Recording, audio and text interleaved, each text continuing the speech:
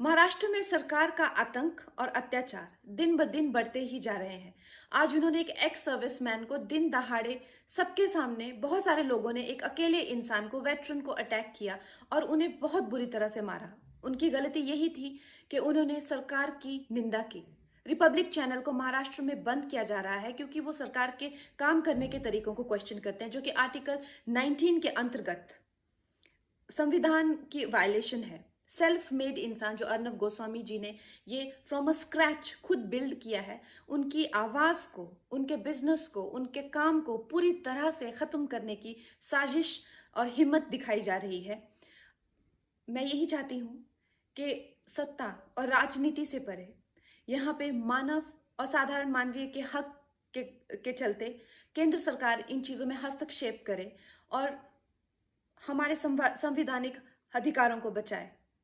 जय हिंद।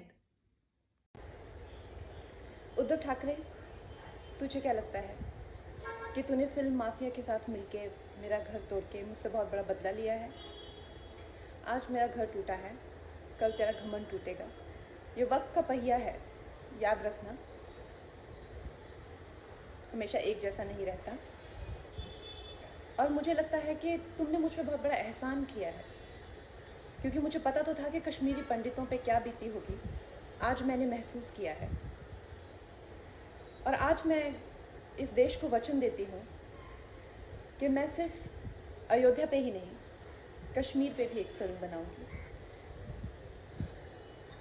और अपने देशवासियों को जगाऊंगी, क्योंकि मुझे पता था हमारे साथ होगा तो होगा, लेकिन मेरे साथ हुआ है, इसका कोई मतलब है, इसके कोई मायने हैं। और उद्धव ठाकरे, ये जो क्रूरता और ये जो आतंक है, अच्छा हुआ ये मेरे साथ हुआ, क्योंकि इसके कुछ मायने हैं। जय हिंद, जय महाराष्ट्र। संजय राउत जी, आपने मुझे कहा कि मैं एक हरामखोर लड़की हूं।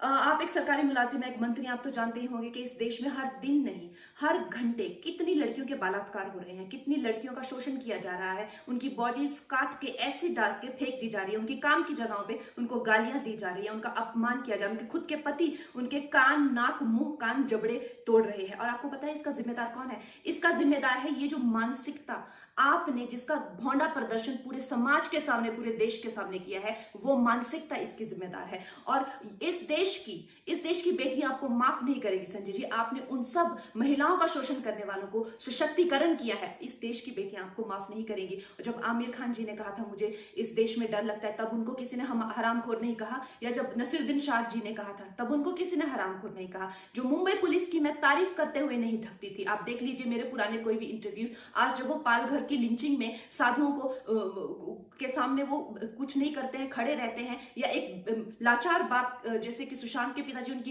एफआईआर नहीं लेते हैं, मेरी स्टेटमेंट नहीं लेते हैं, तो इस प्रशासन के चलते हुए अगर मैं उनकी निंदा करती हूं, ये मेरी अभिव्यक्ति की आजादी है, मैं उनकी निंदा करती हूं। संजय जी, मैं आपकी निंदा करती हूं, आप महाराष्ट्र नहीं हैं।